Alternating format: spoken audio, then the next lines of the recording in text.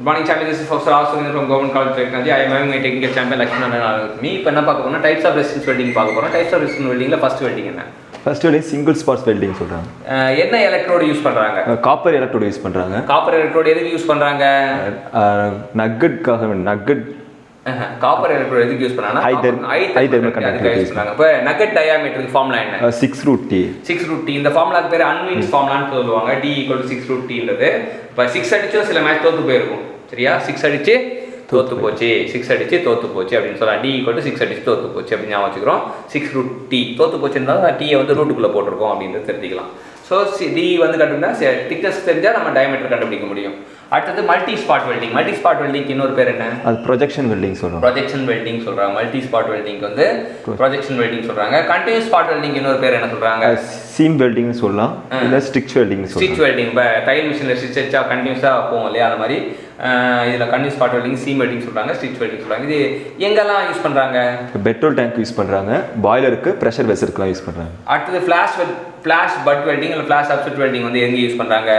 Tubular பார்ட்ஸுக்கு end to end ஜாயினுக்கு use. ரெண்டு டியூப் வந்து ஜாயின் பண்ணோம் அப்படின்னா இந்த ஃப்ளாஷ் பட் வெல்டிங் யூஸ் பண்ணுறாங்க. பெர்குஷன் வெல்டிங் எங்கே யூஸ் பண்ணுறாங்க?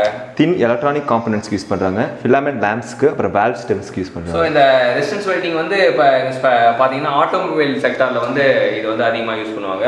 ஆட்டோமொபைல் செக்டார் வந்து அதிகமாக யூஸ் பண்ணுவாங்க. ஸோ இதில் என்ன அப்படின்னா சிங்கிள் ஸ்பாட் வெல்டிங்னா வந்து சிங்கிள் ஸ்பாட் வெல்டிங்க்கு வந்து நமக்கு என்ன அப்படின்னு பார்த்தீங்கன்னா எலக்ட்ரோட் வந்து இப்படி இருக்குன்னா சிங்கிள் ஸ்பாட் வெல்டிங்கில் வந்து ஒரே ஒரு பின் பாயிண்ட் எலக்ட்ரோட் தான் இருக்கும். ஒரே ஒரு பின் பாயிண்ட் எலக்ட்ரோட் இருக்கும் அப்படின்னு தெரிஞ்சுக்கலாம். ஸோ இதை வந்து டிரான்ஸ்ஃபார்மர் வச்சு கனெக்ட் பண்ணியிருப்பாங்க அப்படின்றது நம்ம இது பண்ணிக்கலாம். டிரான்ஸ்ஃபார்மர் வச்சு ஒரு டிரான்ஸ்ஃபார்மர் வச்சு செட்டப் வச்சு கனெக்ட் பண்ணியிருப்பாங்க அப்படின்னு தெரிஞ்சுக்கலாம்.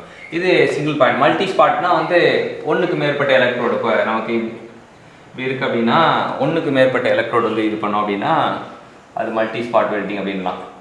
ஸோ இங்கே ஒரு எலக்ட்ரோடு, இங்கே ஒரு எலக்ட்ரோடு, இங்கே ஒரு எலக்ட்ரோடு, இங்கே ஒரு எலக்ட்ரோடு அப்படின்னு சொல்லிட்டு ஸோ ஸ்பாட்டு ஒன்றுக்கு மேற்பட்ட ஸ்பாட்டாக இருந்ததுன்னா அது வந்து மல்டி ஸ்பாட் வெல்டிங் அப்படின்னு சொல்லுவாங்க. மல்டி ஸ்பாட் வெல்டிங் அப்படின்றது நமக்கு தெரிஞ்சுக்கலாம்.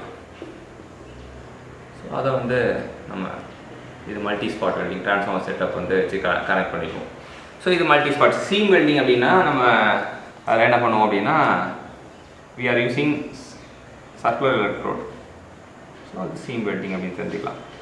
ஸோ அது மூலிமா நம்ம ஒரு சர்க்குலர் எலக்ட்ரோடு வச்சு கனெக்ட் பண்ணால் அது சீம் வெல்டிங் சொல்லலாம். இது வரிசையாக போக போக போக அப்படியே கண்டினியூஸ் ஸ்டிச் மாதிரி இதுவாகிடும். இங்கே பார்த்தீங்கன்னா எங்கே இது பண்ணுறோமோ அங்கே ஏர் கேப் இருக்குது, ஆஸ்பிரேஷனில் இங்கே கனெக்ட் ஆகிடும். இங்கே பார்த்தீங்கன்னா இது கனெக்ட் ஆகிடும் அப்படின்னு தெரியலாம். இப்போ நமக்கு இந்த ப்ராஜெக்ட் இந்த இது வந்து எங்கே நம்ம இது பண்ணுவோம் அப்படின்னா ரெண்டு மெட்டல் இருக்குது, திக் இருக்குது, தின் இருக்குது அப்படின்னா திக்கில் தான் நம்ம இந்த இது வந்து கேப் வந்து போடுவோம் அப்படின்றத தெரிஞ்சுக்கலாம்.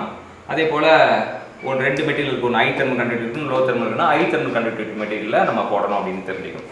ஸோ இதான் வந்து ரெசிஸ்டன்ஸ் வெல்டிங்கோட பற்றி ஃபுல் ப்ராசஸ் வந்து இதுதான், அப்ளிகேஷன் இதுதான். ஸோ இத்தனையும் நமக்கு கற்றுக் கொடுத்த லட்சுமி நாராயணுக்கு தேங்க்யூ. Thank you so much.